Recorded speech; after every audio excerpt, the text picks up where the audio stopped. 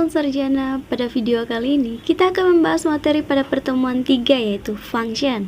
Sebelum kita bahas sama-sama apa itu function, yuk Tilda ajak teman-teman like dan subscribe serta kenalin member di grup ini dengan saya sendiri, Matilda Rosdina Radiubun, Sada Prasasti Samal, dan Anissa Pujayanti Makatita. Apa itu function? Fungsi atau function adalah kode program yang dirancang untuk menyelesaikan sebuah tugas tertentu dan merupakan bagian dari program utama. Ketika disadur ke dalam bahasa Indonesia, function ini disebut juga sebagai fungsi. Fungsi bisa dibedakan ke dalam dua kelompok. Yang pertama, built-in function, yaitu sebutan untuk fungsi yang sudah ada secara bawaan dari dalam bahasa pemrograman, contohnya printf, scanf, dan lain-lain. Yang kedua yaitu user-defined function, yaitu fungsi yang kita sebagai programmer yang membuatnya sendiri. Berikut format dasar cara penulisan fungsi dalam bahasa C. Jadi teman-teman bisa lihat contoh di bawah situ ya. Di situ ada keterangannya, tipe data dikembalikan. Diisi dengan tipe data nilai yang dikembalikan sebuah fungsi. Tipe data ini sudah kita pelajari sebelumnya seperti integer, double, atau char. Jika suatu fungsi tidak mengembalikan nilai, tipe data dikembalikan ditulis sebagai void. Terus, penulisan nama function boleh bebas. Tidak ada standar penamaan tertentu untuk fungsi bahasa C selama mengikuti aturan penulisan identifiernya. Berikut cara memanggil fungsi. Untuk memanggil atau menjalankan sebuah fungsi harus dipanggil pada fungsi main seperti berikut. Bisa dilihat pada kolom ke-9 hingga kolom ke-15, itu merupakan contoh fungsi mainnya sehingga menghasilkan output seperti berikut. Oke, selanjutnya kita masuk di parameter dan argumen. Apa itu parameter?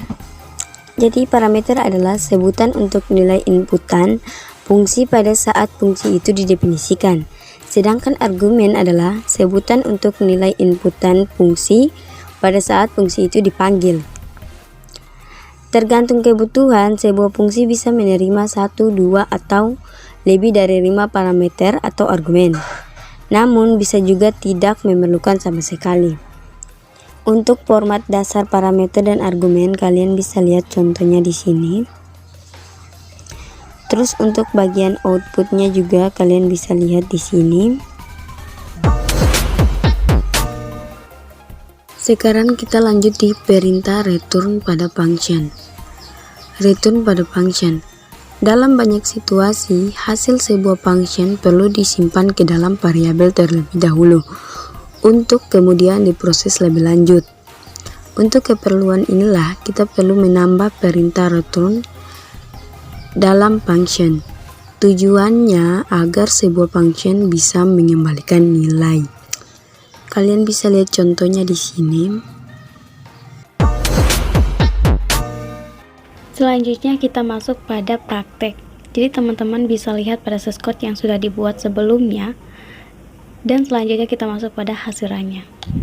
Jadi pada tampilan hasilannya yang diminta di awal yaitu masukkan jumlah data mahasiswa. Jadi kita hanya ingin menghitung atau memproses 2 siswa saja. Jadi kita masukkan 2. Selanjutnya data yang pertama kita isi dengan nama mahasiswanya siapa, jurusannya apa, nilai UTS-nya berapa, nilai UAS-nya berapa. Terus lanjut dengan data yang kedua, diisi kembali nama mahasiswanya siapa, jurusannya, nilai UTS-nya dengan nilai UAS-nya berapa. Maka disitu dia secara otomatis langsung seperti yang teman-teman lihat pada tampilan tersebut.